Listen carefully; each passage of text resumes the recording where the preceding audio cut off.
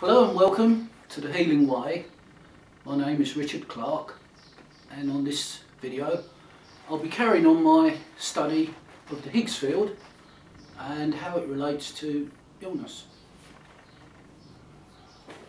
If you've been watching my videos, you know that I use these videos to work things out, and this is an ongoing thing, and at the moment I'm working on the force of nature that's recently been classified as the Higgs field. That is the field that imparts mass to particles, as far as I understand it. This is purely my layman's understanding. I'm not a scientist. Now, as I said before in other videos, the Higgs field, in my view, my perception, creates the brain, the nervous system, and maintains it and works through it in each and every one of us. Whether it does it to other forms of life, I don't know. I haven't really looked, to be honest. I'm more concerned with the human aspect at the moment. Now, once the Higgs field has created the brain, it then, or rather the electromagnetic force or field, then moves into it. So this is unusual, or at least this is the first time I've seen this phenomena, where one field or interaction creates something and then another field or force or interaction moves into it and starts working through it, as with the electromagnetic field. So this is the first time I've come to this. So it might be worth further study at some point. Okay, so what I've said before is that some sort of contamination gets into the Higgs field, something very, very similar to our own DNA, that can influence or affect the Higgs field in the way it creates the brain. But because it isn't our DNA, isn't human DNA, it's insect DNA or some sort of contamination like that, it can alter the Higgs field just enough so that when it's maintaining the brain, it damages it. The Higgs field probably sees this as evolution. There has to be some latitude to allow for things to evolve, to change. So it could be this, whatever's happening is sneaking in on the back of that. So that's one thing I want to look at, either to stop the Higgs field being contaminated. I'll call this the universal Higgs field, because I want to get to the personal Higgs field in a minute. But the universal Higgs field, to stop it being contaminated, so the contamination doesn't go in, or the contamination is screened out before it comes back, with the maintenance of the brain. So that's something I need to try and look at. Now the Higgs field doesn't exist in our physical reality. Right? Our universe, the universal Higgs field, does not exist within it. It exists outside of it, and it works through from where it is to where we are. It's like a passing through, an interaction, but on different levels. It don't exist on our level. So that gives it a problem. How does it work more closely with us on this level, for want of a better way of putting it? How can it interact with us closer, more interactive? Because it hasn't got a great deal of interaction with us at the moment. It does support and maintain us, but it seems that a lot more is needed. So what it has done is it's created the brain and the nervous system. Then it works through the brain to create a version of itself in this physical plane of existence. So another field is created. Our brains create, or the universal Higgs field works through our brains to create a personal Higgs field. Yeah, personalised Higgs field. And it's that personalised Higgs field that each brain has got, every person has got, we can interact with in a much greater way. Much, much greater. A computer comparison would be, this is cloud storage. Yeah. This is the way our brains can store. I think there's a lot more to it, but one of the things it does is it uses this personalised Higgs field as cloud storage. Okay. Yeah. A Higgs field that's more on our level, on a physical level.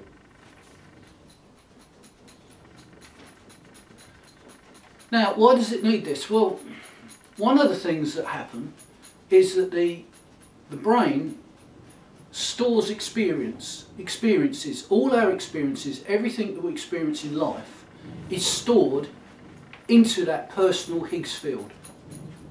Right? And again, to compare it to a computer, the computer has local storage on a hard drive in the computer, but now we are getting storage on servers, cloud storage, so we can store online. And this is effectively how it is. We have, sorry, my dog's just come in. We have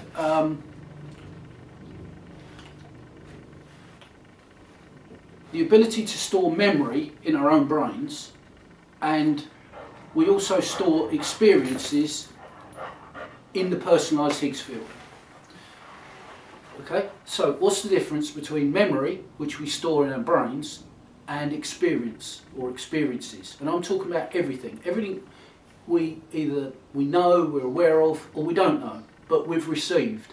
We've taken it in through our senses, it's been processed through our brains, and it's been stored into the personalised Higgs field, which we can access directly and interact with on a one-to-one basis.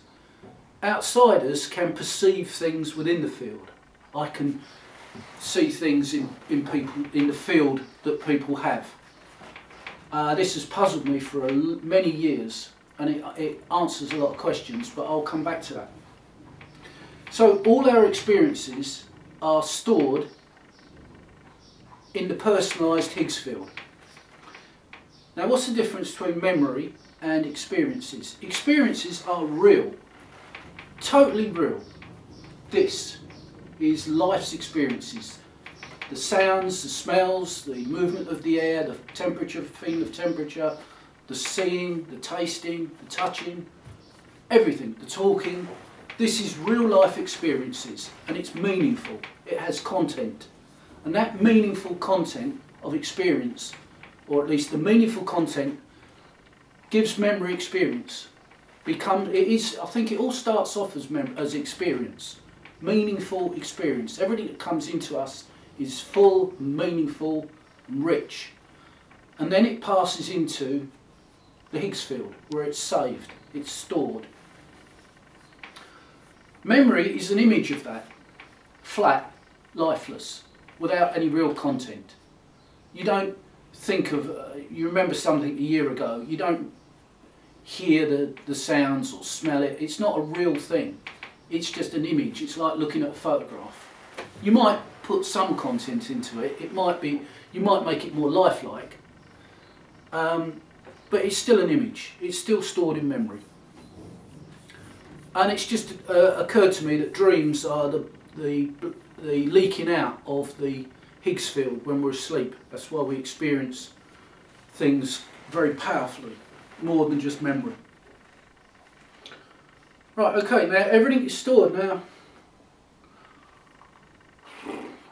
Oh, as in passing, I would like to say that mind hasn't got this capacity to store memory. Mind has to express itself. It cannot store things as memory. So something comes into mind, I've talked about this on other videos, and it's expressed, and it's gone. And we can't recall it. We can't remember it. The only way we can do that is to bring it back to mind, recreate it all again. Not from memory, but a new thing that's been produced or reproduced in the, as a replica of what's gone out before. Right, it's an arduous process. We have trouble recalling things to mind. But there's no memory storage in mind. Memory storage is in the brain, localised memory storage, and all our life experience, the book of our life, goes into the Higgs field. Now then, do you see the problem? It's all experiences, everything. Not just I'm sitting here and it's a pleasant day, the sun's shining, I can take a drink, I can smell the flowers, the water,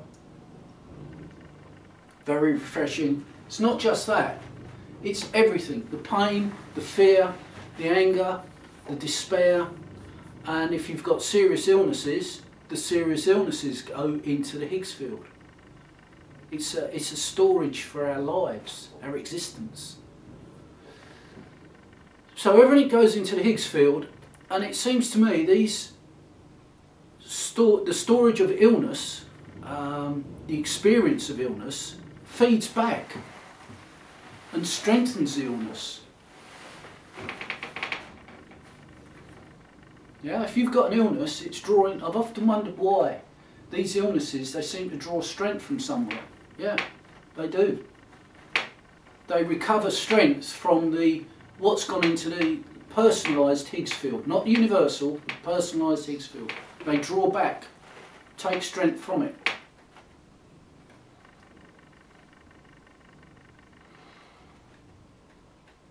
As I said earlier, this has solved a few problems for me where in the past I've seen, like with Parkinson's disease, it seems like there is this, I don't know how to put it, but so much of it comes back to insects, but there is like a buzzing of insects around people. You know, that's why I would treat Parkinson's as a problem of insects. You know, it might go into different fields. It might go into the universal field and come back as the damage that people with Parkinson's has. But the actual reality of the illness, the experience of the illness, goes into the personalised Higgs field, the local storage, the cloud storage. And it's that I perceive. And what happens is this localised field, over time, seems to build up all these bad, negative things, hurtful, harmful things, and have this tremendous negative impact. I mean, this is why we talk about people have a black cloud following them around. You know, it's like all this depression and all the rest of it is coming out of this Higgs field. It's stored negativity, not just negativity, but serious illness. It's not a watered down image of the illness, it is the illness. It is all the power, all the pain, all the feeling of the illness, and it reinforces itself. It reinforces the illness in somebody. So the way forward is clear. That connection to that Higgs field must be severed, because that is its reinforcements. If an illness is in a person, that's where the reinforcements come from. That's where it needs severing. It needs to be cut. That is the thing. Yes. Yes. That is going to be step 5, I think. Okay, because I don't think this personal Higgs field, it gets to a point where it's beyond saving. I don't think it can be cleaned. I mean, you can get again with computers, you can get a virus infection on your computer and you can wipe it with an antivirus program if you're lucky. But if it's bad and it's serious and your computer's had it, the only option is to wipe the hard drive and reinstall the operating system. And this, I think, is what will happen with this Higgs field. My intention is to find a way to sever this field from the person so it's gone, and the brain will recreate another one. That would be later on. The first thing to do is to get someone well on the way to recovery, so that the healing with energy steps 1, 2, 3, 4, 5, wherever I'm to, first of all have a good chance to kick in. They kick in, they get a person along the road to health, and then we cut off. There has to be a point of cutting off the supply, the reinforcement from the personalised Higgs field.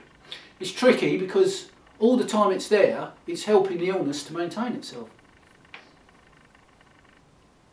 But that's what I think. That's what I think. The connection point is in the back of the neck. This Higgs field, although it generates around the brain, it actually connects midway between the hairline and the nape. That's the connection point, and that's where I'll be looking at. That's the point. So we need to look at that very, very closely. I honestly don't think with serious illness the field is savable. It just needs to be got rid of, and then the brain can generate a new one based on the body's health at the time, and a whole new cycle of experience will be started. I'm not at all sure why the universal Higgs field would generate this localised version of itself on our level of reality.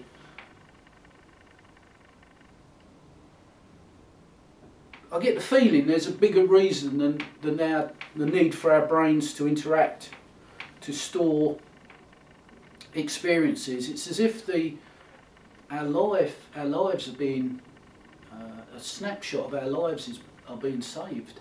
It's as if everything a person is never lost. It's saved in this field. An archive. That's a nice thought. An archive of a human being. Interesting. Okay, I've got as far as I want to on this one. I wanted to put these, put in this kind of platform, build a staircase to where I'm at the moment, so that on the next video I can start maybe looking at methods. At the moment I'm still, what's this, what's that, how does that work, why does it do that, where does that come from? It's all very interesting. And I really want people to see the working out, you know. I think it's very important that you see where the methods come from, for what reason, what was discarded, and all of it. Makes it more interesting. Okay, hopefully that's it for this one. Can't think of anything else. An interesting concept, interesting things to look on, reflect on. Thank you very much if you've listened or watched this, and I hope you'll join me on the next one, and we'll continue our investigation and study of these aspects of the Higgs field, which is just where I'm at the moment. My healing is based on a study of all the 5 forces of nature. I don't know how far anyone can go on this, because how deep you can go into each one, because just looking at the Higgs field would probably take 10 lifetimes of study, the way it works. And at the back of it all is no indication or any sign of why it does what it does. It just does it. You know, we can study why a thing does what it does, but why it does it, we can study how it does, but why it does it is...